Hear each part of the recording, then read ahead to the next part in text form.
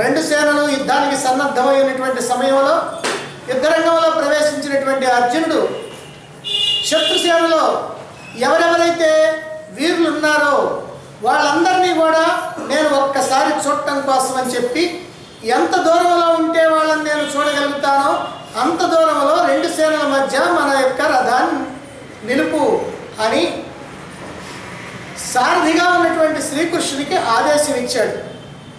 అలా ఆదేశం ఇచ్చిన తర్వాత మరి ఏం విచిత్రం జరిగింది, భగవంతుడు ఏం విచిత్రాన్ని చేశాడు అనేటువంటి విషయాన్ని సంజయుడు అక్కడ ధృతరాష్ట్రుడికి చెప్తూ ఉన్నాడు. ఏమని చెప్తున్నాడో 24, 25 రెండు శ్లోకాలు చూడండి. సంజయ ఉవాచ ఏవ ముక్తో హృషీకేశః గుడాకేశేన భారత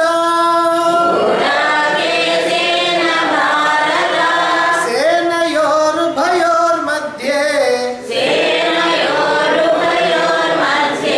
స్థాపయిత్వా రథోత్తమం భీష్మద్రోణ ప్రముఖతః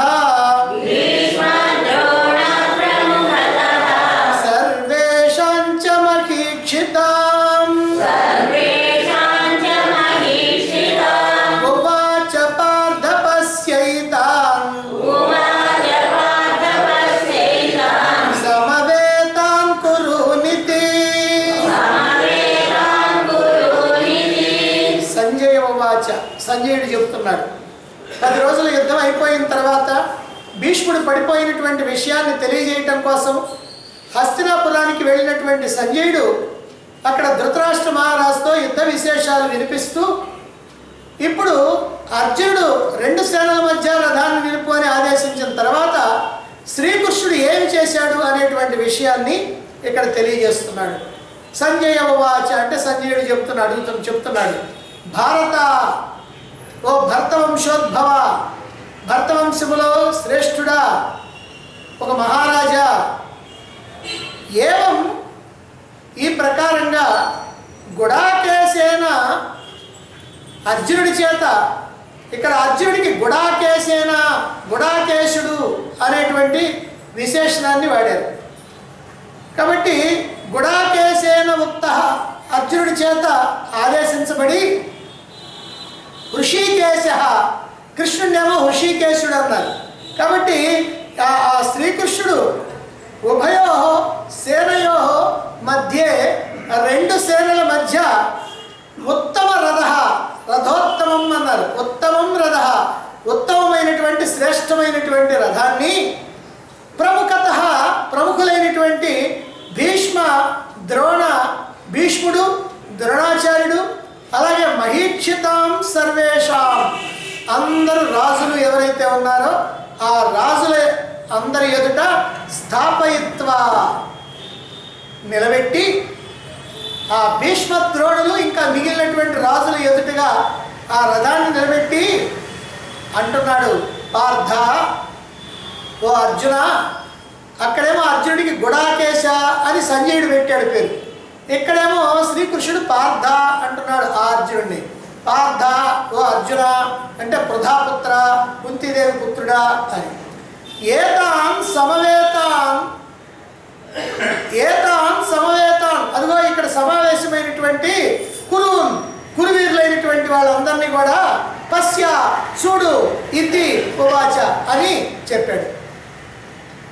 ఇది మొట్టమొదటి శ్రీకృష్ణుడు మాట్లాడినటువంటి మాట భగవద్గీతలో. అయితే శ్రీకృష్ణుడు డైరెక్ట్గా మాట్లాడినట్టు కాకుండా శ్రీకృష్ణుడు మాట్లాడినట్టుగా సంజయుడు చెబుతూ ఉన్నాడు. కాబట్టి ఏమంటున్నాడు, ఓ అర్జున, ఇదిగో ఈ సమావేశమైనటువంటి కురువీరులందరినీ కూడా చూడు, నువ్వు చూడాలంటున్నావుగా, చూడు అంటున్నాడు.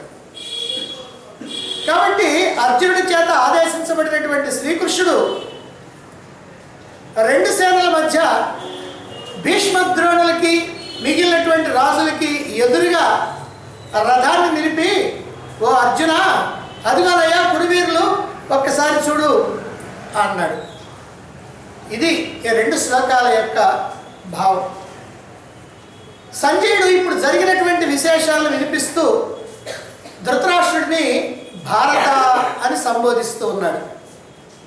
ధృతరాష్ట్రుడిని భారత అని సంబోధించడం ఒక విశేషణం, అర్జునుడిని గుడాకేశ అని సంబోధించడం ఒక విశేషం, శ్రీకృష్ణుడిని హృషికేశుడు అని సంబోధించడం ఒక విశేషం. ఇందులో 3 సంబోధనలు మనకు కనిపిస్తున్నాయి. మరి భారత అని సంబోధిస్తున్నాడు అంటే ఏమిటి అర్థం?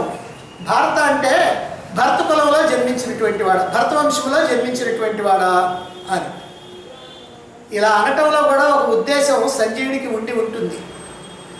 ఏమిటి ఆ ఉద్దేశం అంటే, అయ్యా ఎందరో గొప్ప గొప్ప మహావీరులైనటువంటి వారు, మేధావులైనటువంటి వారు, గొప్ప వీరులైనటువంటి వారు, బుద్ధిమంతులైనటువంటి వారు, ఉన్నతమైనటువంటి వ్యక్తిత్వం కలిగినటువంటి వారు ఈ వంశంలో పుట్టి రాజ్యం చేసి నీ వంశ మర్యాదను నిలబెట్టారు. అందరి ప్రజల యొక్క అభిమానాన్ని చూరగొన్నారు. ధర్మంగా పరిపాలన చేశారు. ప్రజల్ని పరిపాలించినటువంటి వాడు, ప్రజలందరి చేత ప్రశంసించబడినటువంటి వాడు. అదిగో ఆ ప్రకారంగా నీ భర్త వంశంలో జన్మించినటువంటి నీకంటే ముందు తరాల వాళ్ళందరూ కూడా ఎంతో గొప్పగా పరిపాలన చేసినటువంటి మహావీరులు, మేధావులైనటువంటి వాడు. వాళ్ళంతా కూడా నీ వంశ ప్రతిష్టని ఇనుమడింపజేశారు. ఇప్పుడు నీ వంతు వచ్చింది. మరి నీ వంశ ప్రతిష్టను నువ్వు ఎలాగ నిలుపుకుంటావో ఇక నీ ఇష్టం అనేటువంటి భావన ఈ భారత అని సంబోధించడం వెనక ఉంటుంది. ఇక నా రథాన్ని 2 సేనల మధ్య నిలుపు అని అర్జునుడు శ్రీకృష్ణుడిని ఆదేశించాడు. అంటే క్షత్రియ సహజమైనటువంటి అహంకారంతో, యుద్ధోత్సాహంతో భగవానుణ్ణి ఆదేశించాడు. అయ్యో సాక్షాత్తు భగవానుణ్ణి ఆదేశిస్తున్నానే, భగవానుణ్ణి ఆజ్ఞాపిస్తున్నానే. ఒకవేళ ఆయన సారథిగా ఉంటే ఉండొచ్చు, ఆయన సారథి స్థానంలో ఉంటే నా మీద దయచేత నా కోరిక ప్రకారం ఉన్నాడే కానీ ఆయన కూడా గొప్ప మహావీరుడైనటువంటి వాడు. మరి అటువంటి వాడు నేను ఇట్లా ఆజ్ఞాపిస్తున్నానే అనేటువంటి ఆలోచన అర్జునుడికి అప్పుడు రాలా. ఎందుకని అంటే రజోగుణం కారణంగా. అంటే క్షత్రియుడికి సహజంగా రజోగుణం ఉంటుంది. ఆ రజోగుణం ఇప్పుడు బాగా వృద్ధిలో ఉన్నది. ఆ రజోగుణం కారణంగా వచ్చినటువంటి అహంకారం కూడా ఉంది. అందుకనే అలా అహంకారం అతన్ని కట్టిపడి వేయటం వల్ల శ్రీకృష్ణుని కూడా ఇలా ఒక సామాన్య సారథిని కనుక ఆజ్ఞాపించినట్లు ఆయన ఆజ్ఞాపిస్తూ ఉన్నాడు. అయితే అర్జునుడు ఇలా ఆజ్ఞాపించినప్పటికీ కూడా శ్రీకృష్ణుడు మాత్రం అయ్యో నన్ను అర్జునుడు ఇట్లా ఆజ్ఞాపిస్తున్నాడే, నన్ను ఏదో తక్కువ చేస్తున్నాడే అనేటువంటి భావన మాత్రం శ్రీకృష్ణుడికి అసలు లేనే లేదు. ఎందుకంటే ఆజ్ఞాపించినటువంటి వాడు గుడాకేశుడు. అందుకని గుడాకేశేనా అని ఇక్కడ చెప్పారు ముందుగానే. ఆజ్ఞాపించినటువంటి వాడు ఎవరంటే గుడాకేశుడు. గుడాకేశుడు అంటే నిద్రను జయించినటువంటి వాడు అని అర్థం. గుడాకేశుడు అంటే నిద్రను జయించినటువంటి వాడు అని. ఎందుకు నిద్రను జయించాడు అర్జునుడు? అర్జునుడు చాలా కాలం నుంచి సరిగ్గా నిద్రపోవట్లేదు.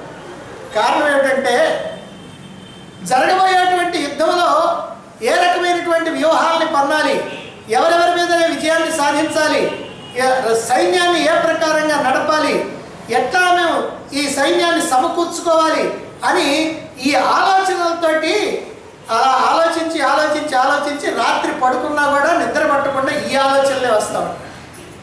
అందుకనే నిద్ర లేకుండా గడిపాడు ఎన్నో రాత్రులు అర్జునుడు యుద్ధానికి ముందు. అయితే అర్జునుడేమో అందుకోసం గడిపాడు నిద్రలేని రాత్రులు.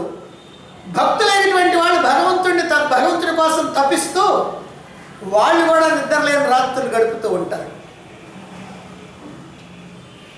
అయితే వేదాంత పరంగా మనం గనక ఆలోచించినట్లయితే నిద్రను జయించినటువంటి వాడు అంటే తమో గుణాన్ని జయించినటువంటి వాడు అని.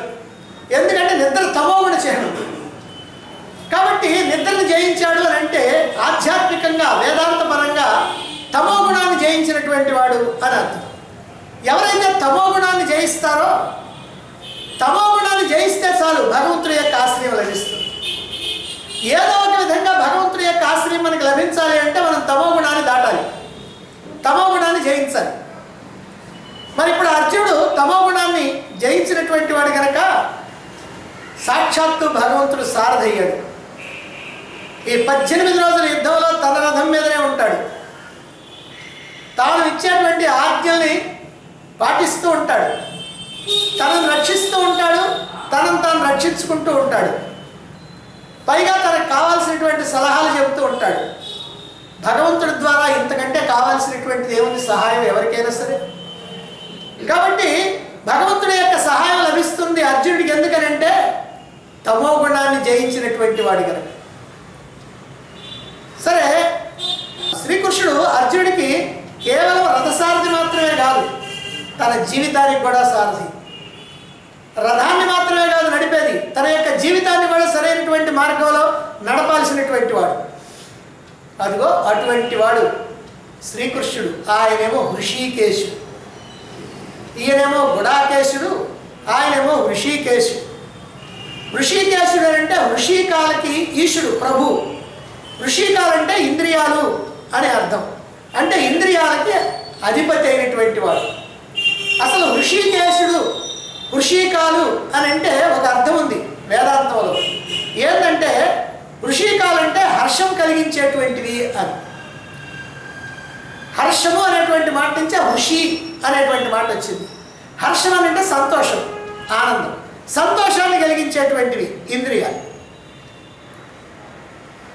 శ్రీకృష్ణుడు ఎప్పుడు కూడా అతని యొక్క ఇంద్రియాలు ఆయనకి ఆనందాన్ని కలిగిస్తున్నాయి. అందుకనే ఆయన ఎప్పుడు ఆనందంగానే ఉంటాడు. అసలు శ్రీకృష్ణుడు ఎప్పుడు దుఃఖపడతామో, విచారం పడతామో, విషాదం పడతామో అనేటువంటివి ఎప్పుడూ లేవు. ఆయన ఎప్పుడూ చిరునవ్వులు చిందిస్తూనే ఉంటాడు. ఎందుకంటే ఆయన యొక్క ఆనందం బయట నుంచి తెచ్చుకున్నది కాదు, లోపల నుంచి ఊరేటువంటి ఆనందం. అందుకని ఆయన ఎప్పుడూ ఆనంద స్వరూపంగానే ఉంటాడు. ఆయన పరమాత్మ గనక, నేను పరమాత్మని తెలిసినటువంటి వాడు గనక, పరమాత్మని అనేటువంటి అనుభూతిలో ఉన్నటువంటి వాడు గనక ఆయన ఎప్పుడు కూడా ఆనందంలోనే ఉంటాడు. ఆయన ఆనందానికి తరుగు లేదు, తిరుగు లేదు, విరుగు లేదు. అటువంటిది ఆయన ఆనందం. బృందావనంలో గోపికల్ని తరింపజేయటం కోసం మురళీ గానాన్ని వినిపించేటప్పుడు కానీ, యుద్ధరంగం మధ్యలో అర్జునుడికి సమస్తమైనటువంటి మానవాళి యొక్క శ్రేయస్సు కోసం అర్జునుడిని నిమిత్తంగా చేసుకొని గీతా గానాన్ని చేసినప్పుడు కానీ,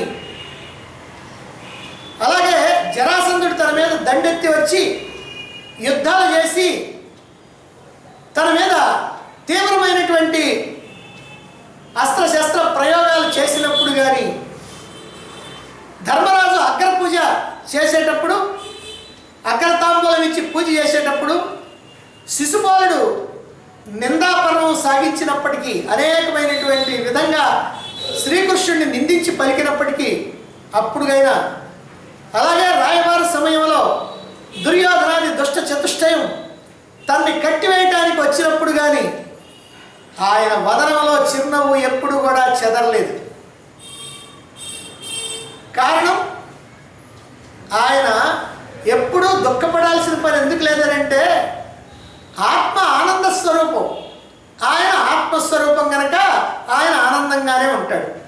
మనం కూడా ఆత్మస్వరూపమే అయినప్పటికీ ఆత్మగా ఉండం, అనాత్మగా ఉంటాం. ఆత్మ కనుకైతే ఎప్పుడు ఆనందంగా ఉండేవాళ్ళం. మనం అనాత్మగా ఉన్నాం కాబట్టి అప్పుడప్పుడు ఆనందం, అప్పుడప్పుడు దుఃఖం. కాబట్టి ఆయన మాత్రం ఎట్లా కాదు, ఎప్పుడూ ఆనందంగా ఉండేటువంటి వాడు. ఆయన యొక్క ఆనందం ఎలాంటిదనంటే కుళాయిలో నీళ్ళలాగా బయట నుంచి వచ్చేది కాదు, బావిలో నీళ్ళలాగా లోపల నుంచి ఊరేది. అది ఆయన ఆనందం, ఆత్మానందం, బ్రహ్మానందం. మరి అటువంటి వాడికి ఇప్పుడు అర్జునుడి యొక్క మాట కోపం వస్తుందా? పరివయ రథాన్ని అని అన్నంత మాత్రాన అయ్యో అర్జునుడిని ఇట్లా అంటున్నాడే అని కోపం వస్తుందా? ఆయన ఎప్పుడూ చిరునవ్వులు చిందిస్తూనే ఉంటాడు. అందుకే తన యొక్క సారథి పాత్రని చక్కగా పోషిస్తూ చిత్తం మహారాజా అన్నట్టుగా రథాన్ని అలా తీసుకెళ్ళి ఆ ఎదురుగా భీష్మద్రోణులు ఉంటే ఆ భీష్మద్రోణుల ఎదురుగా ఈ రథాన్ని కాస్త రెండు సేనల మధ్య నిలిపాడు. అలా నిలిపిన తర్వాత ఏమన్నాడు? అరుగో కురు ప్రముఖుల్ని చూడు అన్నాడు. మొదటి అధ్యాయంలో శ్రీకృష్ణుడి నోటి నుంచి వెలువడినటువంటి మొట్టమొదటి మాట ఇదే. మొట్టమొదటి మాట కాదు, అసలు ఇది ఒక్కటే ఆయన నోటి నుంచి వెలువడినటువంటి మాట. అదిగో కురువీరులు చూడవయ్యా అర్జున అన్నాడు. ఇదొక్కటే మొదటి అధ్యాయంలో ఈ అర్జున విషాద యోగంలో ఈ మాటే అర్జునుడిలో ఉన్నటువంటి అహంకారాన్ని ఒక్క పెట్టు నాశనం చేసింది. ఇక్కడ చిత్రం ఏమిటంటే ఏదో మామూలుగా అలా అరుగో చూడవయ్యా కురువీరుల్ని అని ఆయన చూస్తా ఉన్నాడు కాబట్టి అదిగో చూడాలల్లా అరుగో చూడు అని అనటంలో ఆ ఒక్క మాటలో ఈయన చూడటం, ఆ తర్వాత ఈయనలో పెద్ద మార్పు రావటం అర్జునుడిలో. అదిగో అది అంటే ఒక్క పెట్టిన అర్జునుడిలో ఉన్నటువంటి అహంకారాన్ని నాశనం చేసి అతడిలో విషాదం కలిగించేటువంటి పరిస్థితి వచ్చింది ఈ ఒక్క మాట ద్వారా. అందుకనే అర్జునుడికి విషాదం కలిగించాలి, గీతా బోధకి పునాది వేయాలి. అలా గీతా బోధకి పునాది వేసేటువంటి మాట ఈ శ్రీకృష్ణుడి నోటి మీదుగా వచ్చినటువంటి మాట. అందుకనే ఇక్కడ ఇలా శ్రీకృష్ణుడు అర్జునుడితో అనడం జరిగింది. భగవానుడు ఇలా మాట్లాడాడు. మరి గీతా బోధని వినటానికి అర్హత ఉండాలనా అక్కర్లేదా అనేటువంటిది కూడా ఆలోచించాలి. అర్హత లేనటువంటి వాడికి, అహంకారంలో ఉన్నటువంటి వాడికి ఈ అద్భుతమైనటువంటి జ్ఞానాన్ని అందించినప్పటికీ కూడా ఏమీ ప్రయోజనం ఉండదు. తమో గుణంలో ఉన్నటువంటి వాడికి ప్రయోజనం లేదు. తమో గుణం అంటే నిద్రపోయేవాడికి వినిపిస్తే ఏం ప్రయోజనం ఉంటుంది కాబట్టి తమో గుణంలో ఉన్నటువంటి వాడికి వినిపించినా ప్రయోజనం లేదు. అహంకారంలో ఉన్నటువంటి వాడికి అంటే రజోగుణం ప్రబలంగా ఉన్నటువంటి వాడికి వినిపించినా ప్రయోజనం లేదు. కాబట్టి ఒక అర్హత ఉండాలి. ఆ అర్హత ఉన్నటువంటి వాడికే ఈ జ్ఞానాన్ని అందించాలి. అందుకనే గీతాబోధ చెయ్యాలి అంటే అర్జునుడిలో ఉన్నటువంటి అహంకారం అడగాలి. ఇప్పుడు అహంకారంతో ఉన్నటువంటి అర్జునుడు ఆ అహంకారాన్ని అడిగినటువంటి వాడు కావాలి. అతడిలో విషాదం కలగాలి. రథాన్ని దుర్యోధనాదుల ఎదట కనుక నిలిపినట్లయితే అర్జునుడిలో ఉన్నటువంటి అహంకారం ఇంకొంచెం ఎక్కువయ్యేది. ఎందుకంటే దుర్యోధనుడిని చూడగానే ప్రతీకారేచ్ఛ రేగుతుంది. ఏమైనా సరే ప్రతీకారం తీర్చుకోవాలి అని వెంటనే గాంధీవాన్ని తీసుకొని బాణాలు సంధించేవాడు. అందుకనే అతడికి అహంకారం పెరగటం కాదు, అహంకారం తరగాలి, అహంకారం నాశనం కావాలి. అందుకోసమే భీష్మద్రోణుల ఎదురుగా ఈ రథాన్ని నిలపడం జరిగింది. మరి భీష్మద్రోణుల ఎదురుగా రథాన్ని నిలిపినంత మాత్రాన ఎందుకు ఆయన అహంకారం తగ్గుద్ది, ఎందుకు ఆయనలో విషాదం కలుగుద్ది అంటే భీష్మద్రోణులు ఇద్దరు కూడా తనకి ఎంతో ఆప్తులు, ఆత్మీయులైనటువంటి వాడు. భీష్ముడు తన తాతగారు తండ్రిని కోల్పోయి హస్తినాపురానికి వచ్చినప్పుడు తనని పెంచి పెద్ద చేసినటువంటి వాడు, తన ఒడిలో కూర్చోబెట్టుకొని విద్యాబుద్ధులు నేర్పినటువంటి వాడు. అటువంటి వాడు భీష్ముడు. ఇక ద్రోణాచార్యుడేమో ఆచార్యుడు, గురువు. అయితే ఆయన సామాన్యమైనటువంటి గురువు కాదు, ఈయనేమో సామాన్యమైనటువంటి శిష్యుడు కాదు. ఆయనకి ప్రియ శిష్యుడైనటువంటి వాడు. ద్రోణాచార్యుడికి ఉన్న అందరిలోకి కూడా ప్రియ శిష్యుడు ఎవరంటే ఒకే ఒక్క అర్జునుడు. అందుకనే అర్జునుడి మీద విపరీతమైనటువంటి అభిమానం ఉంది. తన కొడుకైనటువంటి అశ్వత్థామ కన్నా కూడా అర్జునుడి మీదనే విపరీతమైనటువంటి అభిమానం. కొడుకు మీద వాత్సల్యం ఉండొచ్చు, కొడుకంటే మమకారం ఉండొచ్చు, కానీ అభిమానం మాత్రం అర్జునుడి మీదనే ఉంది. ఎందుకనంటే తాను నేర్పినటువంటి విద్యలు ఏవైతే ఉన్నాయో వాటిని జాగ్రత్తగా అధ్యయనం చేసేటువంటి వాడు, నేర్చుకొని ఉపయోగించుకునేటువంటి వాడు అంటే గురువుకి ఎప్పుడైనా సరే చాలా వాత్సల్యము, అభిమానము ఉంటాయి. ఏ గురువైనా సరే తన శిష్యుడు తాను చెప్పినటువంటి వాటిని జాగ్రత్తగా వింటూ వాటిని ఆచరణలో పెట్టుకుంటా ఉన్నట్లయితే ఆ శిష్యుడి మీద విపరీతమైనటువంటి అభిమానం గురువుకు ఉంటుంది. ఏదో వచ్చామంటే వచ్చాం, విన్నామంటే విన్నాం, పోయామంటే పోయాం అని అనుకునేటువంటి వాళ్ళు ఎవరైతే ఉన్నారో వాళ్ళు ఆ గురువు దృష్టిలో ఉండరు. కారణం ఏంటంటే వాళ్ళకి విద్య చెప్పి కూడా ప్రయోజనం లేదు. అందువల్ల ఏమిటనంటే ఖచ్చితంగా ఆ గురువు యొక్క ఆజ్ఞ ప్రకారం ఎవరైతే నడుచుకుంటారో, ఆ గురువు యొక్క బోధన ఎవరైతే సరిగ్గా తెలుసుకుంటారో అదిగో అటువంటి వాళ్ళ మీదనే ప్రేమ. అంతేకాదు అర్జునుడు అంతకంటే కూడా ఇంకా కొంచెం ఎక్కువ. ఎందుకనంటే ఒకసారి భోజనం చేస్తూ ఉంటే దీపం ఆరిపోయింది. దీపం ఆరిపోయినప్పటికి కూడా ముద్ద మాత్రం నోట్లోకి పోయింది. చీకట్లో కూడా నోట్లోకి పోయింది. మరి చీకట్లో కూడా నోట్లోకే పోయింది కదా, మరి చీకట్లో బాణం ఎందుకు వేయలేము అని ఒక సందేహం వచ్చింది. దాన్నే మహాభారతంలో నన్నయ్య గారు రాస్తారు. వాసవనందనుండు కుడువం బొటుమారు తాహత్యం చేసి చరించి దీపశిఖ చెచ్చరబోవుడు భోజన క్రియాభ్యాసవశం పునన్బడయ భారము లేదని నిశ్చితాత్ముడయ్యేది. ఒకవేళ గాలికి దీపం ఆరిపోయినంత మాత్రాన భోజనం చేసేటప్పుడు ఏం అభ్యంతరం లేకుండా నోట్లోకే పోతుంది. అలాంటప్పుడు చీకట్లో మాత్రం మనం ఎందుకు బాణం వేయలేమని చెప్పి ఆయన రాత్రిపూట బాణాలు వేయటం మొదలుపెట్టాడు. ప్రాక్టీస్ చేస్తున్నాడు. రాత్రిపూట బాణం ఎందుకు బాణం వేయలేదు. ఒకరోజు రాత్రిపూట ద్రోణాచార్యుడికి ఏదో నిద్ర పట్టకపోతే ఆ సమయంలో ఈ బాణాలు వేస్తున్న శబ్దం వినిపించి వచ్చాడు. చూస్తే అర్జునుడు ఈ బాణ ప్రయోగం చేస్తున్నాడు. తాను చెప్పనటువంటి విద్యను కూడా ప్రాక్టీస్ చేస్తున్నాడు. అందుకనే అభిమానం పొంగి పొదిలింది ఆయనకి. అందుకే అర్జునుడిని కౌగిలించుకొని, నాయన నా శిష్యుల్లో నిన్ను మించినటువంటి వాడిని లేకుండా చేస్తానన్నాడు. అది ద్రోణాచార్యుడికి అర్జునుడి మీద ఉన్నటువంటి అభిమానం.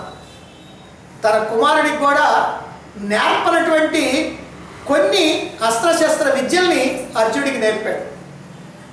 బ్రహ్మశిర నామక అస్త్రాన్ని తన కొడుకైనటువంటి అశ్వత్థామకి ప్రయోగం మాత్రమే చెప్పి అర్జునుడికి మాత్రం ప్రయోగ ఉపసంహారాలు రెండు కూడా చెప్పాడు.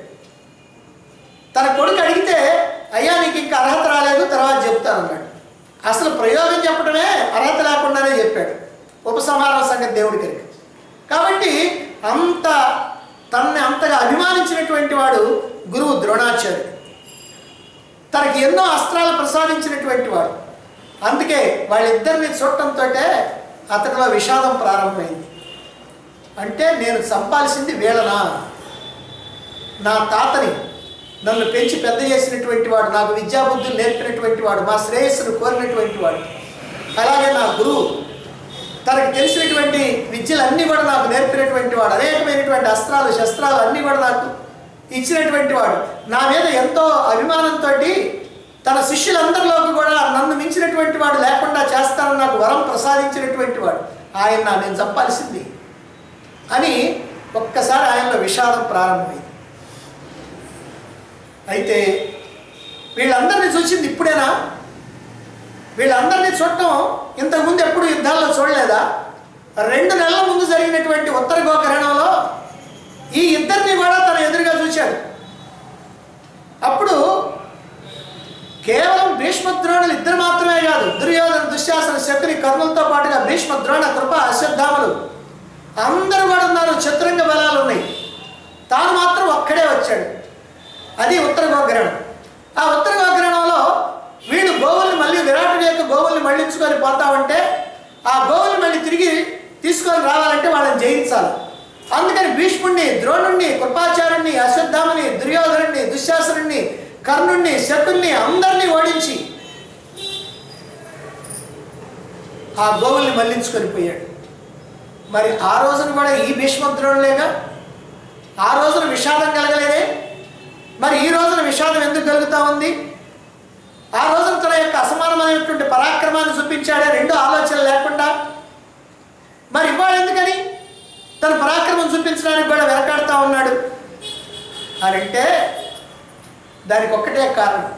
ఆ రోజున వాళ్ళని చంపాలనేటువంటి ఉద్దేశం లేదు, చంపాల్సినటువంటి అవసరమూ లేదు.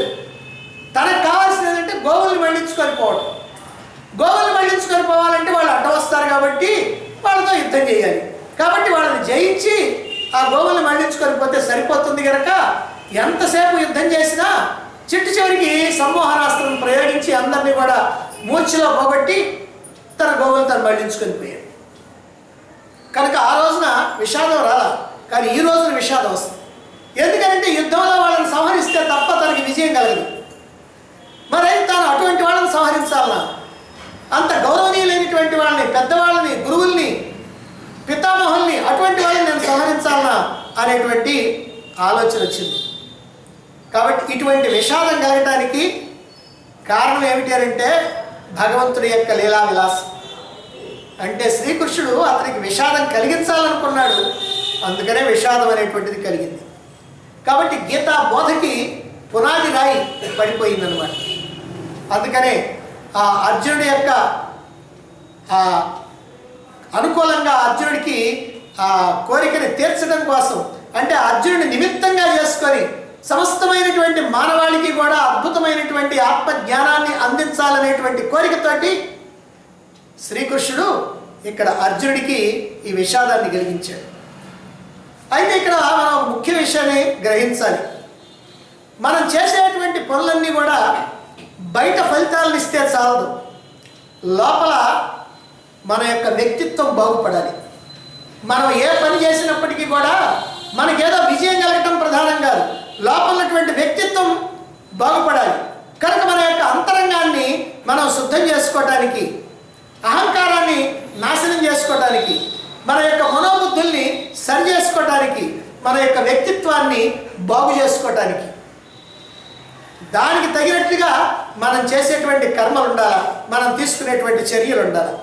ఈ యుద్ధం అనేటువంటిది క్రూరమైనటువంటి కర్మ కదా, అయినప్పటికీ కూడా ఇది క్రూర కర్మే అయినప్పటికీ కూడా ఈ దృష్టి కలగనంత వరకు, అంటే మనం చేసేటువంటి కర్మ ద్వారా మన యొక్క మనసు శుద్ధిపడాలి, మన యొక్క లోపల ఉన్నటువంటి వ్యక్తిత్వం సరి కావాలి అనేటువంటి భావన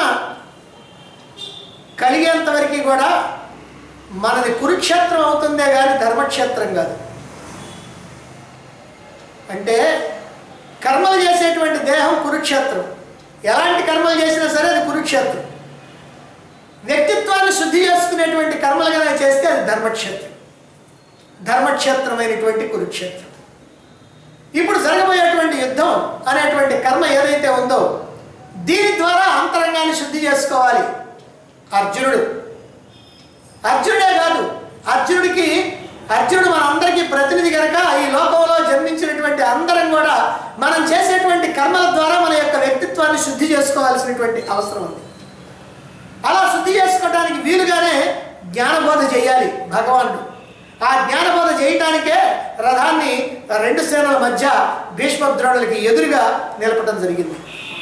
భగవద్గీత యొక్క ఆవిర్భావానికి మూల శ్లోకం ఇది. భగవద్గీత ఆవిర్భవించడానికి ప్రధానమైనటువంటి మూల శ్లోకం ఇది. ఇక్కడ శ్రీకృష్ణుడి యొక్క చర్యతో అర్జునుడిలో అహంకారం తొలగిపోయింది, విషాదం కలిగింది, జ్ఞానాన్ని అందుకునేటువంటి అర్హత కలిగింది, యోగ్యత కలిగింది. ఆ యోగ్యత అర్హత లేనటువంటి వాళ్ళు కనుకైతే ఎలా ఉంటుంది? మీరు చెబుతూ ఉండండి, మేము తీరిగ్గా ఉన్నప్పుడు వింటూ ఉంటాం, మాకు రోజు వింటాలంటే ఎక్కడ కుదురుద్దండి, అది కాక మీరు 7ంటికి వస్తే మాకు 7ంటికి 7:30కి మాకట్ట కుదరదండి, మా ఇష్టం వచ్చినప్పుడు మేము వస్తుంటాం, మీరు చెప్పే దాంట్లో మాకు ఏదో ఎంతవరకైనా పర్వాలేదు, మొత్తం వినాల్సిన అవసరం లేదు, మీకంటే మాకే బాగా తెలుసు అని లోపల అనుకుంటా ఏదో రకంగా ఇవన్నీ మాకేమన్నది కొత్త అండి, ఈ మాత్రం భగవద్గీతలు మాకు తెలియవా అని అనుకునేటువంటి వాళ్ళు అనుకుంటూ ఉంటారు. ఎందుకంటే అర్హత లేకపోవటం కారణంగా వినాలనేటువంటి తపన, తెలుసుకోవాలనేటువంటి తపన, తెలుసుకొని జీవితాన్ని సార్థకం చేసుకోవాలనేటువంటి తపన ఉండదు. అందుకని ఏదో వినటానికే ఎన్నో పోజులు వేస్తూ ఉంటారు. నిజంగా ఇది కృష్ణార్జునుల కథ కాదు, మహాభారతం కౌరవ పాండవుల యొక్క కథ కాదు, మరి భగవద్గీత కృష్ణార్జునుల యొక్క కథ కాదు. ఇదేంటంటే మన కథ, మనకు సంబంధించినటువంటి కథ. మన యొక్క దైనందిన జీవితంలో పనులు ఎలా చేసి మన యొక్క అంతరంగాన్ని శుద్ధం చేసుకోవాలనో, ఏ రకమైనటువంటి పనులు చేయాలనో, ఆ పనుల్ని ఏ రకంగా చేయాలనో, ఏ విధంగా చేయాలనో అనేటువంటి విషయాన్ని తెలియజేసేటువంటి, మన యొక్క అంతరంగాన్ని శుద్ధి చేసుకోవడానికి కావాల్సినటువంటి ఉపాయాలన్నింటినీ కూడా తెలిపేటువంటి కథ ఈ భగవద్గీత. కాబట్టి తప్పక తెలుసుకోవాల్సినటువంటి కథ. అందుకే అరుగో కురువీరులను చూడు అని శ్రీకృష్ణుడు అనటంతో ఇప్పుడు అర్జునుడు మరి ఎవరెవరిని చూస్తున్నాడో ఏమిటో తర్వాత 2 శ్లోకాల్లో చెప్తున్నారు. 26, 27 శ్లోకాలు చూడండి. తత్ర పశ్యత్ స్థితం పార్థః పితॄనధ పితామహాన్ ఆచార్యాన్ మాతులాన్ భ్రాతృన్ పుత్రాన్ పౌత్రాన్ సఖీంస్తథా శశురాన్ సుహృదశ్చైవ సేనయోరుభయోరపి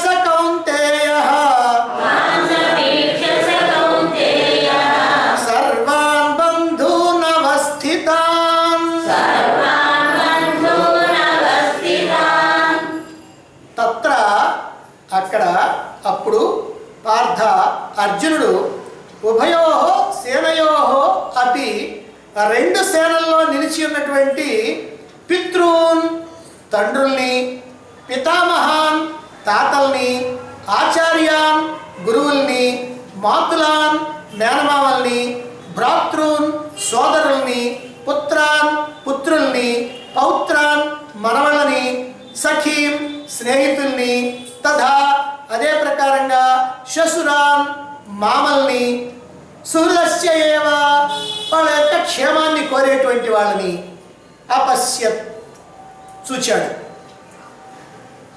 స కౌంతేయ ఆ అర్జునుడు అదిగో వాళ్ళందరినీ కూడా చూచాడు.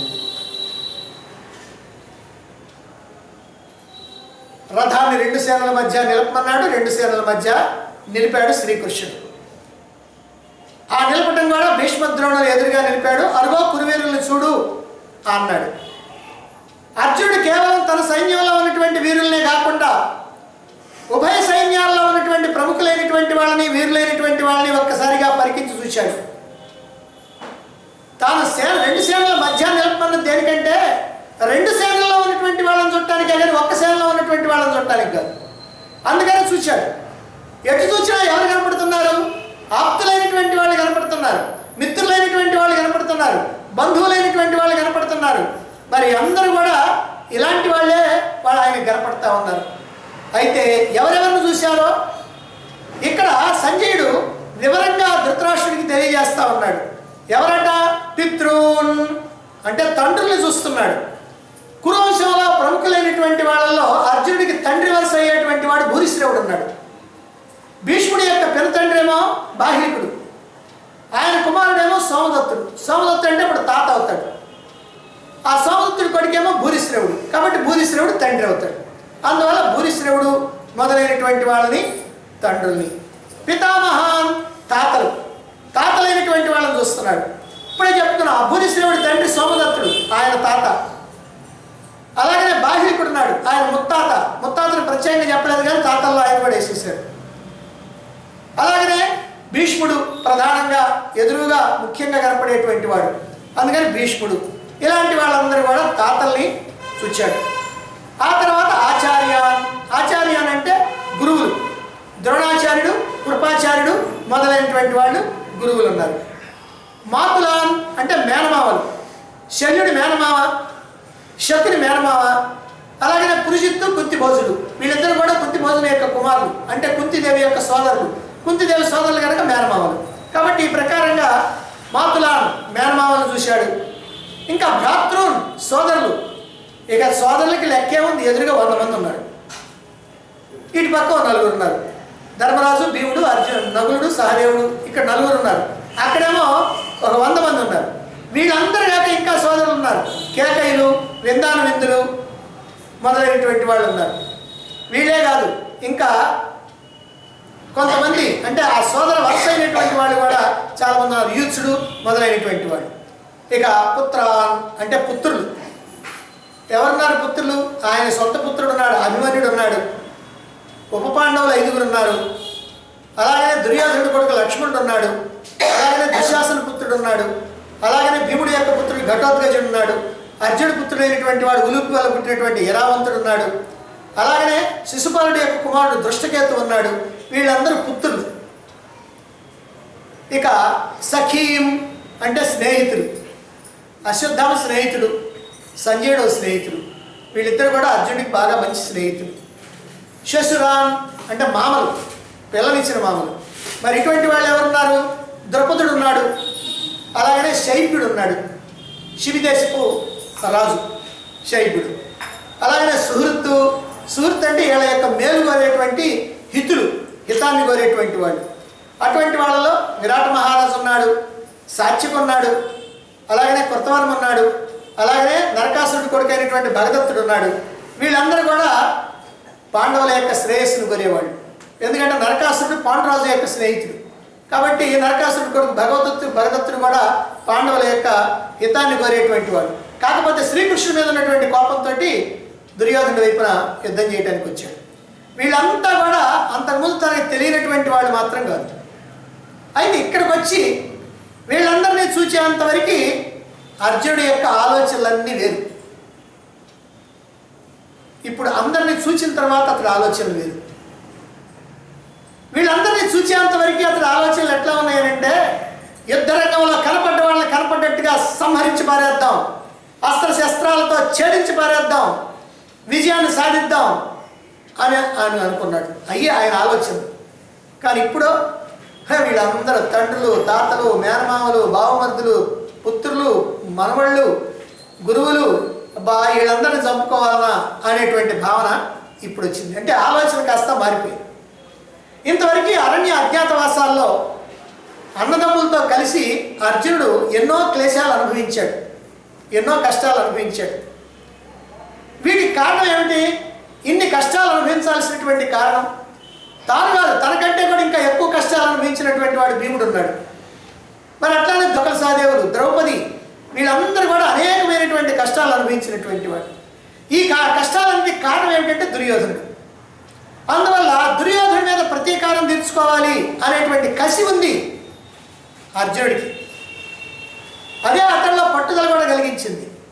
దాంతో అతనిలో గొప్ప శక్తి ఉత్పన్నమైంది. ఆ శక్తి ఉత్తర గోగ్రహణ సమయంలో బయటపడిపోయింది. ఎందుకనంటే 12 ఏళ్ళ అరణ్యవాసం, 1 ఏళ్ళ అజ్ఞాతవాసం, 13 సంవత్సరాలు ఈ కోపంతో ఉన్నాడు, ఈ కసితో ఉన్నాడు.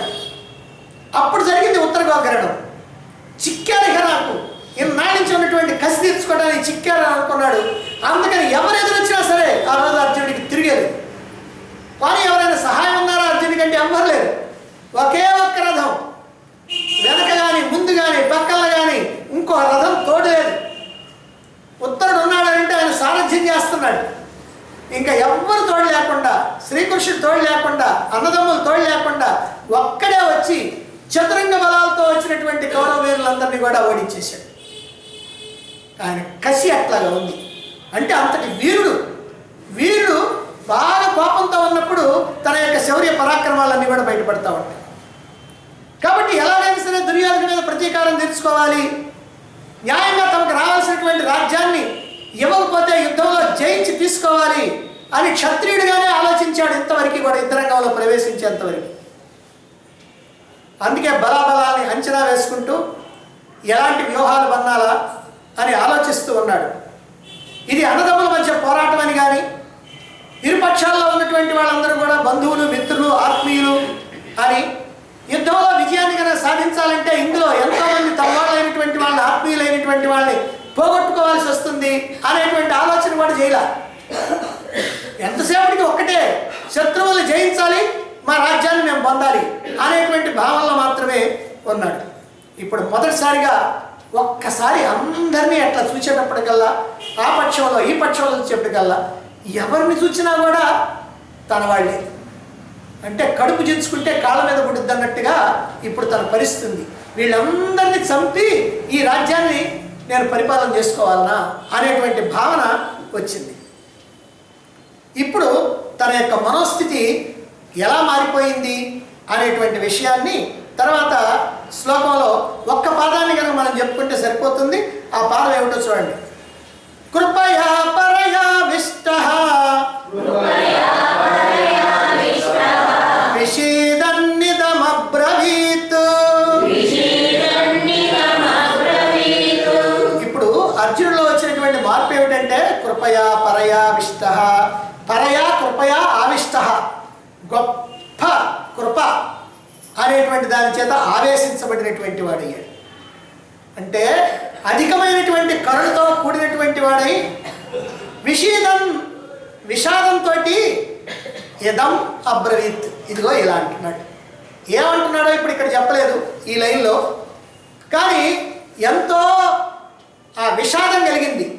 ఆ విషాదం ఎందుకు కలిగిందంటే కరుణ, కృప, దయ, జాలి, వీళ్ళందరినీ చంపుకోవాలన్నా అనేటువంటి ఆ జాలితోటి అతడిలో అటువంటి పరిస్థితి కలిగింది. గొప్ప కరుణ ఆవహించింది, విషాదం కలిగింది. ఆత్మీయులు, బంధువులు అయినటువంటి వాళ్ళందరినీ కూడా ఈ రణభూమికి బలి ఇచ్చి నేను రాజ్యాన్ని పొందటం అంత అవసరమా? అందరినీ చంపుకున్న తర్వాత ఇక మిగిలేది నాకు శాపనార్థాలు కాదు. ఎందుకనంటే నన్ను చూసినప్పుడల్లా ఇదిగో వీడే నా కొడుకుని చంపింది, వీడే నా మనవడిని చంపింది, వీడే మా తండ్రిని చంపింది, వీడే నా భర్తను చంపింది అని అందరూ కూడా శాపనార్థాలు పెడతా ఉంటారు. మరి ఇంతమందిని చంపిన తర్వాత, దుర్యోధనాలను చంపిన తర్వాత గాంధారి ధృతరాష్ట్రుల యొక్క మొహాన్ని ఎట్లా చూస్తాను? భీష్మద్రోణుడు మొదలైనటువంటి మహాత్ములైనటువంటి వాళ్ళని చంపిన తర్వాత నేను ఎలా సుఖంగా ఉండగలుగుతాను? వాళ్ళందరినీ చంపి రాజ్యాన్ని పొంది నేను సుఖంగా హాయిగా ఉండగలుగుతానా అనేటువంటి ఆలోచనలతోటి అర్జునుడిలో ఈ కరుణ, జాలి, దయ కలిగినాయి. అందుకనే పరయ కృపయ ఆవిష్ట అన్నారు. కృపయ ఆవిష్ట అలా పరయ కృపయ ఆవిష్ట అంటే మిక్కిలి కృప, మిక్కిలి దయ అనేటువంటిది గొప్ప కరుణతో కూడినటువంటి వాడై విషీదం అబ్రవీత్, విషాదంతో ఇలా అంటున్నాడు. ఎందుకు విషాదం? ఎందుకనంటే విషాదం మొత్తానికి మూల కారణం ఏంటంటే మమకారం. విషాదం ఎందుకు కలిగిందంటే మమకారం. నిజంగా మమకారం ఎక్కడైతే ఉంటుందో అక్కడ విషాదం ఉంటుంది తప్పకుండా. నా ఇల్లు, నా భార్య, నా భర్త, నా బిడ్డలు, నా తల్లి, నా తండ్రి, నా సొమ్ము, నా ఆస్తి, నా పొలం, నా తోట, నా భూమి, ఎప్పుడైతే ఇలాంటి ఆలోచన కలిగిందో దానికి ఏదైనా జరిగితే విషాదం. తల్లి, తండ్రి, భార్య, భర్త, బిడ్డ వీళ్ళకి ఎవరికైనా కనుక ఏదైనా ప్రమాదం జరిగితే లేదా జరుగుతుందని అనుకుంటే విషాదం. నీ దగ్గర సొమ్ము కనుక పోద్దామని అనుకున్నా పోయినా విషాదం. నీ భూమి ఎవరైనా కాజేశారంటే విషాదం. నీ ఇంటికి రిపేర్ వచ్చిందంటే విషాదం. అంటే అన్నిటికీ విషాదం. ఎందుకంటే నా నా నా నా అనుకున్నాం. చివరికి నా శరీరానికి ఏదైనా వచ్చినా నాకే విషాదం. వాటన్నిటికీ ఇది కూడా మమకారం. నా శరీరం మీద నాకు మమకారం, నా వాళ్ళ మీద నాకు మమకారం, నా వస్తువు మీద నాకు మమకారం. ఈ మమకారం కారణంగా విషాదం అనేటువంటిది కలుగుతూ ఉంది. మరి పిల్లల్ని తల్లిదండ్రులు ఎంతో ప్రేమతో పెంచుతారు, వాళ్ళకి కావాల్సినవి సమకూరుస్తారు. తాము ఒకవేళ పేదవాళ్ళైతే తాము తినకుండా వాళ్ళకి పెడతారు. వాళ్ళు ఏదైనా కనుక కోరితే నోటి దగ్గర పెట్టుకున్నది కూడా తీసి వాళ్ళకి పెట్టడానికే ప్రయత్నం చేస్తూ ఉంటారు. అంటే పిల్లల కోసం ఎంతటి త్యాగానికైనా సిద్ధపడతారు. ఇది మానవుడి యొక్క మనస్తత్వం. మరైతే పెరిగి పెద్ద అయిన తర్వాత ఆ పిల్లలే మాట వినటం లేదనో, తను సరిగ్గా చూడటం లేదనో దాదాపుగా అందరూ కూడా బాధపడుతూనే ఉంటారు. వాళ్ళల్లో ఎక్కువ తక్కువ బాధ ఉండొచ్చు. కొంతమంది గట్టిగా బయటికే బాధపడుతూ ఉండొచ్చు, కొంతమంది గుట్టుగా లోపల బాధపడుతూ ఉండొచ్చు. చెప్పుకోవడానికి వీలు లేక, చెబితే ప్రయోజనం లేదని, చెబితే ఏదైనా వాళ్ళకి తెలిస్తే ఇంకొకరు మన బాధ పెడతారేమని, ఇలా రకరకాలుగా ఉంటా ఉంటాయి. అందుకని మమకారం ఎప్పుడైతే ఉందో దుఃఖం అట్లా ఉంటుంది. అదే బయట వాళ్ళు కనుకైతే నీకేమైనా దుఃఖమా? వాళ్ళకి కష్టం వచ్చినా బాధ వచ్చినా ఏమైనా నీకేమైనా విషాదం వస్తుందా? రాదు. ఇద్దరు పిల్లలు ఆడుకుంటా ఒకళ్ళొకళ్ళు కొట్టుకున్నారు. ఆ తల్లిదండ్రులు తగాదాడుకుంటున్నారు. తల్లి అంట వాడి పిల్లవాడిని పిలిచి వాడిని ఒంగోబెట్టి ఒక్క దెబ్బ కొట్టింది. ఎట్ట కొట్టిందనంటే ఇదిగో ఈ చేతిని దొప్పలాగా చేసి పెట్టింది. సరే పక్క పిల్లవాడు కూడా ఉన్నాడు కదా, వాడిని కూడా కొట్టాలన్నారు. వాడిని కూడా పిలిచింది, వాడిని కూడా ఒక దెబ్బ కొట్టింది. అయితే వాడిని కొట్టింది అంటే బాగా సాచి కొట్టింది. వాడికేమో పటక్కం తగులుద్ది, వీడికేమో దెబ్బ తగలదు, మోత మాత్రం వస్తుంది. ఎందుకని? నా పిల్లవాడిని నేను అట్ట కొట్టకూడదు, వాడు పరాయోడు, అందుకని వాడిని ఎట్ట కొట్టినా పర్వాలేదు. ఇది మమకారం. నాది నాది అని అనుకుంటే వచ్చేటువంటి ఈ మమకారం. మరి ఇంతకుముందు అర్జునుడు అనేక యుద్ధాలు చేశాడు, వేల మందిని సంహరించాడు. మరి ఎప్పుడు విషాదానికి లోను కాల. మరి ఇప్పుడు యుద్ధరంగంలో సంహరించడానికి, శత్రువుల్ని సంహరించడానికి విషాదాన్ని పొందుతున్నాడు. ఎందుకు పొందుతున్నాడు? ఇప్పుడు చంపాల్సి వచ్చింది ఎవరికంటే తన వాళ్ళని. అందుకు విషాదం. వాళ్ళు తనవాళ్ళు కాబట్టి విషాదం, కానీ తనవాళ్ళు కాకపోతే మాత్రం ఏ విషాదం లేదు. అందుకనే భీష్మద్రోణులు ఎదురుగా పెట్టేటప్పటికల్లా వాళ్ళని చూస్తే విషాదం వచ్చింది. అదే దుర్యోధనుని చూస్తే వాడు ఒకవేళ సోదరుడు అయినప్పటికీ కూడా అంత విషాదం వచ్చేది కాదు. భాగవతంలో గజేంద్ర మోక్షం అనేటువంటి కథ ఉంది. అక్కడ సరస్సులోకి దిగ్గానే గజేంద్రుడిని మొసలు పట్టుకుంది. నిజంగా ఆధ్యాత్మికంగా ఆలోచిస్తే గజేంద్రుడేమో జీవుడు, మొసలేమో మోహం, సరస్సు ఏమో సంసారం. ఈ సంసారంలో మోహం అనేటువంటిది జీవుడిని కాస్త పట్టుకుంటుంది అనమాట. మరి ఎంత ప్రయత్నం చేసినా మొసలు వదలటలా. అంటే ఈ మోహంలో నుంచి మనం బయటపడలేకపోతా ఉన్నాం. చివరికి భగవంతుడిని శరణు వేడాల్సి వచ్చింది అక్కడ. మరి మమకారం అనేటువంటి పిశాచం కనుక ఆవశిస్తే ఎంతటి ధీరుడైనా ధీరుడైపోవాల్సిందే, ఎంతటి వీరుడైనా భీరుడైపోవాల్సిందే. అందుకే పళ్ళు పటపటలాడిస్తూ శత్రువుల్ని ఊచకొత్త కొయ్యాలని యుద్ధరంగంలో ప్రవేశించినటువంటి అర్జునుడు, వీరుడైనటువంటి అర్జునుడు ఇక్కడ భీరుడైపోయాడు. ఎందుకంటే విషాదంలో పడిపోయాడు. ఈ మమకార పిశాచం వల్ల ద్రోణాచార్యుడు వంటి అస్త్రాచార్యుడు ఆయన కూడా మమకారం వల్లనే అస్త్ర సన్యాసం చేయాల్సి వచ్చింది. ఎందుకనంటే ఆయన కొడుకు మీద ప్రేమ. ఆ కొడుకు మీద ప్రేమ కాబట్టి, ప్రేమ కాదు మమకారం కాబట్టి, ఆ మమకారంలో కూడా సామాన్యమైనటువంటి మమకారం కాదు, అంతటి మమకారం కాబట్టి కొడుకు సరిపోయాడు అనేటువంటి వార్త వినడంతోనే అస్త్ర సన్యాసం చేశాడు, శత్రువు చేతిలో మరణించాడు. ఇంకా మమకారానికి ఒక గొప్ప ప్రతినిధి ఉన్నాడు మహాభారతంలో, ధృతరాష్ట్రుడు. ఇంకా వాడిని చెప్పిన తర్వాతనే ఎవరినైనా చెప్పాలి.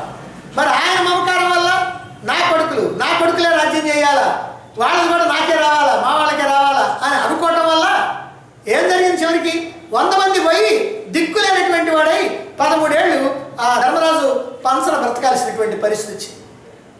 ఎందుకు వచ్చింది ఈ కర్మ? మమకారం. వాళ్ళు కూడా నా తమ్ముడి బిడ్డలు కూడా నా బిడ్డలే, నా తమ్ముడు నన్ను ఎంతో మర్యాదగా గౌరవంగా దుచ్చాడు, నా తమ్ముడి బిడ్డలు కూడా నా మీద ఎంతో అభిమానంతో ఉన్నారు, నేను ఎట్లా చేస్తే అట్లా వింటున్నారు, కాబట్టి వాళ్ళని పరాయి వాళ్ళగా చూడకూడదు అనేటువంటి బుద్ధి ఉందా? లేదు. వాళ్ళని పరాయి వాళ్ళగా చూచాడు, తన కొడుకులేమో తన వాళ్ళగా చూచాడు. మామక పాండవాశ్చైవ అని అడిగాడు. కాబట్టే ఇదిగో ఈ కర్మని అనుభవించాల్సి వచ్చింది. ఒకనాటి సాయంకాలం అంట ఓ తుమ్మెద షికారుకి బయలుదేరింది. అలా బయలుదేరిన తర్వాత ఒక కొలం దగ్గరికి వచ్చింది. ఆ కొలంలో కొన్ని తామర పూలు కనిపించినాయి. తామర పూలు కనిపించగానే ఓ పుష్పం మీద వాలింది. వాలిన తర్వాత దాంట్లో ఉన్నటువంటి మకరందాన్ని పీల్చుకుంటుంది. పీల్చుకొని బాగా మత్తెక్కింది. మత్తెక్కిన తర్వాత సాయంకాలం అయింది. సాయంకాలం అయినప్పుడు పుష్పం కాస్త ముడుచుకుపోయింది. తాను బయటికి రావాలంటే పుష్పానికి 2 రంధ్రాలు వేసి బయటికి రావచ్చు. కానీ అనుకుంది, ఇంత అందమైనటువంటి పుష్పం, నాకు ఎప్పటిదాకా మకరందాన్ని అందించినటువంటి పుష్పం, దీన్ని నేను ఎందుకు అనవసరంగా చీల్చాలని దాంట్లోనే ఉంది. ఓ తెల్లారి పొద్దున సూర్యుడు రాకపోతాడా, పుష్పం విచ్చుకోకపోద్దా, నేను బయటికి పోకపోతానా అని అనుకొని అందులోనే ఉంది. తెల్లవారికి ముందే ఏనుగుల గుంపు ఒకటి వచ్చింది. ఆ పొలంలో దిగింది. ఆ పూలు, తామర పూలు ఏవైతే ఉన్నాయో వాటన్నిటిని కూడా తుంచి మొత్తం నోట్లో వేసుకుంది. సహేంద్రాయ తక్షకాయ స్వహ. తక్షకుడు అంట ఇంద్రుడితో సహా వచ్చి ఆ అగ్నిలో పడబోతా ఉన్నాడు. అదిగో అలా ఉంటుందన్నమాట. కాబట్టి ఎప్పుడూ ఏడవనటువంటి అర్జునుడు మమకార వ్యామోహంతో ఏడ్చాడు. అర్జునుడు అంటే వీరుణ్ణి, ధీరుణ్ణి ఏడ్పించినటువంటి మమకారానికి మనవ లెక్క. అర్జునుడినే ఏడిపిస్తే మమకారం మనవ లెక్క. ఎందుకంటే మనం బాగా మమకారంలో మనం మాస్టరేట్ డిగ్రీ పొందినటువంటి వాడు, అందుకని మనం మాత్రం అసలు తట్టుకోలేదు. అయితే అర్జునుడు ఏడిస్తే ఏడ్చాడు, కానీ ఎవరి ముందు ఏడవాలనో, ఎక్కడ ఏడవాలనో, ఎందుకు ఏడవాలనో తెలుసుకొని ఏడ్చాడు. భగవంతుడిని ముందు పెట్టుకొని ఏడ్చాడు. అలాగనే ధర్మదృష్టితో ఏడ్చాడు. ఎలాంటి విషాదమైనా సరే ధర్మదృష్టి ఉంటే చాలు, ఆ విషాదం కాస్త భగవంతుడి వైపు దిక్కుతుంది. ఆ విషాదం కూడా ప్రయోజనకారి అవుతుంది. అర్జునుడి యొక్క విషాదం అధర్మమైనటువంటిది కాదు, స్వార్థపూరితమైనటువంటిది కాదు, అది ధార్మికమైనటువంటిది, ధర్మంతో కూడుకున్నటువంటిది. అందుకే అర్జునుడి యొక్క ఏడుపు భగవద్గీత అనేటువంటి బ్రహ్మ విద్యా ప్రతిపాదకమైనటువంటి యోగ శాస్త్రమైనటువంటి అద్భుతమైనటువంటి ఆధ్యాత్మిక జ్ఞాన శాస్త్రం రావటానికి కారణమైంది. ఇది అర్జునుడి యొక్క ఏడుపు యొక్క గొప్పతనం. ఇది అర్జునుడి యొక్క విషాద యోగం కాబట్టి ఆ అర్జునుడి ఏడుపు కూడా, ఆ విషాదం కూడా అది ఎంత ప్రయోజనకరైంది. దాన్ని బట్టి అర్జునుడు ఎట్లా అయితే విషాదం పొందాడో మనం కూడా అలా విషాదంగా పొందితే మనం కూడా ప్రయోజనాన్ని పొందుతాం, భగవంతుడికి దగ్గర అవుతాం. మరి ఈ విషాదంలో మునిగిపోయినటువంటి అర్జునుడు ఆహా ఇలా అంటున్నాడు అన్నారు కదా, ఏమంటున్నాడో మనం రేపు తెలుసు.